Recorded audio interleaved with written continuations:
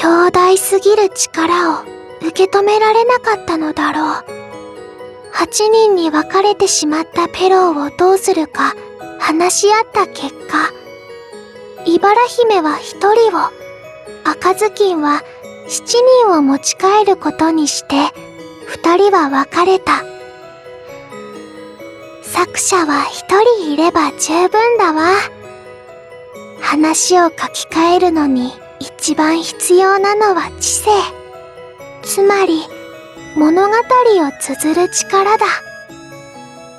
今度の分裂は本当に単なる分裂で知性が損なわれたわけではない。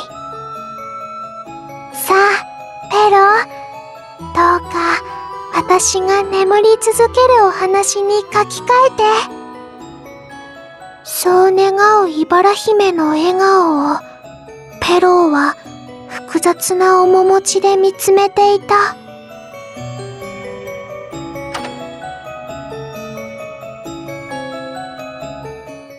8人に分かれてしまったし、念のためもう少しナイトメアを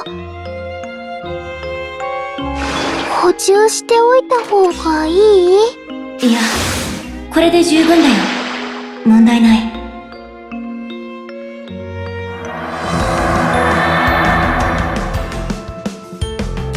でも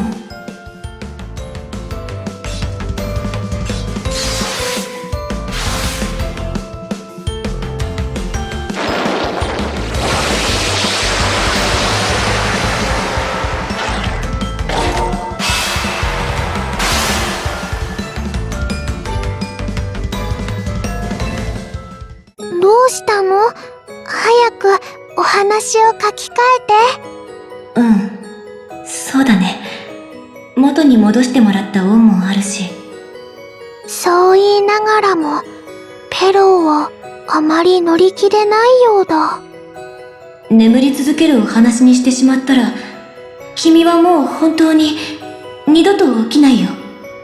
ええ、私は起きることなく眠り続けて楽しい夢を見ていたいの。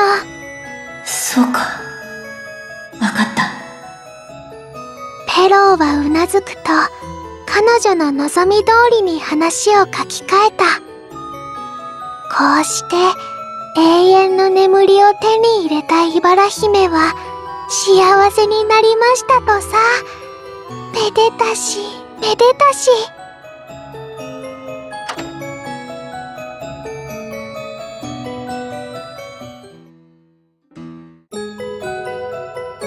ふわふわふわふわ夢の中、やっと訪れた平穏な眠りに身を浸す。ああ、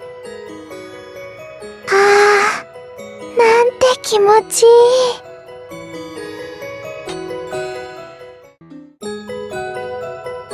ペローが話を書き換えるにつれて私も書き換えられていく。あら？ペロー版の魔女は8人なのね。まあ、細かい違いはどうでもいいわ。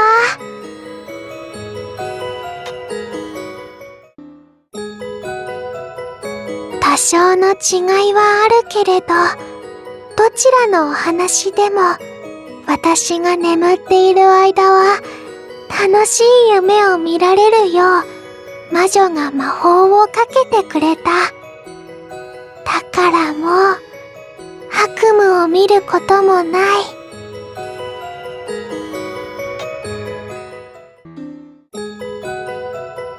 暖かいベッドで眠り続ける幸せ。これを知ってしまったら目覚めるなんてバカらしい。そうでしょ？起きてて何が楽しいの？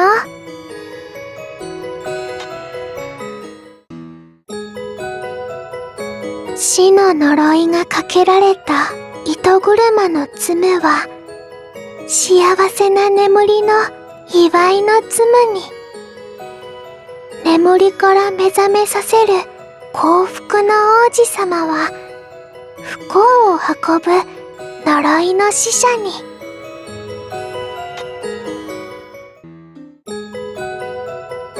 私の眠りを妨げる者は、茨の棘に貫かれて死の国へ。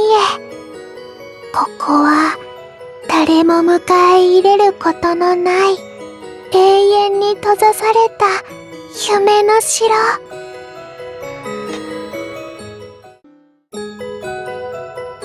私が目覚めた時に困らないようにと、一緒に眠らされた兵士も女中も、みんなすやすや夢の中。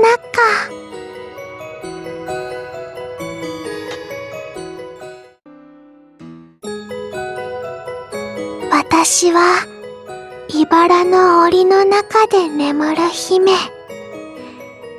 永遠の眠りを約束された世界一誰よりも幸せな眠れる森のお姫様。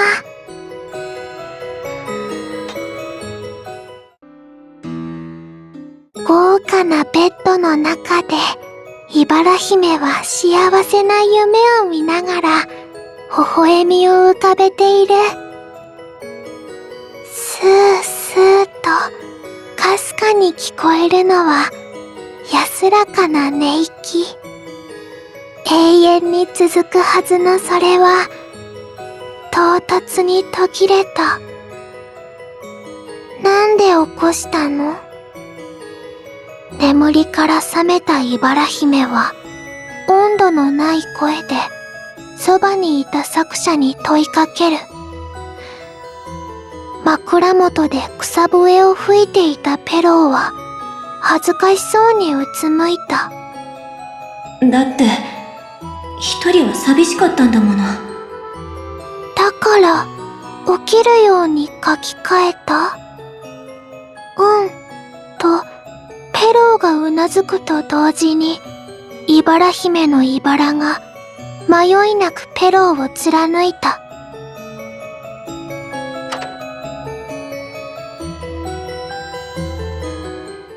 どうして君はあんなに僕を可愛がってくれたのに。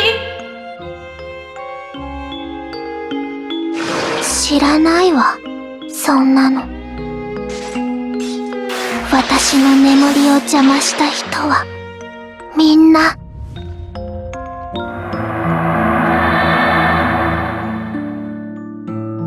死刑って決まってるの。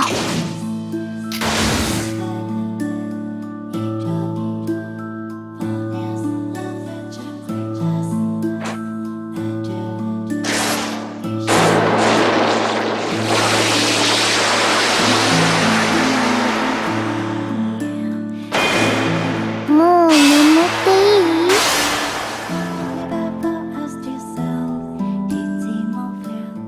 いい？茨に貫かれながらペローは理解した。物語を大きく書き換えたことによって茨姫は自分と旅をした記憶をすべて失ってしまったのだと。誰が起こしてくれって言ったの？可愛らしい声で茨姫は問い詰める。君の王子様になりたかったな。寂しそうに告げるペローに茨姫は冷たく微笑んだ。王子様にも私の眠りは邪魔させない。ドスドスメリメリと茨がペローの体を壊していく。遠くなる意識の中でペローは共に旅をした茨姫を思った。君に殺されるなら悪くない。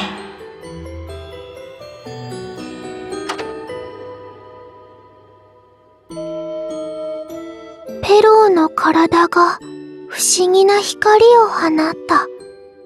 そのあまりの眩しさに茨姫は反射的に目を閉じる。次に目を開けた時にはペローの姿はなく、その場には一つの楽器が残されていた。笛？迷いながらも手に取ると、ほんのりと温かい。それはまるで子犬のような体温で。あれ、私、どうして。茨姫がハラハラと涙を流した。その時、空が裂けるような轟音が鳴った。同時に巻き起こった爆風に飲まれた茨姫は、それでも笛だけはしっかりと握りしめていた。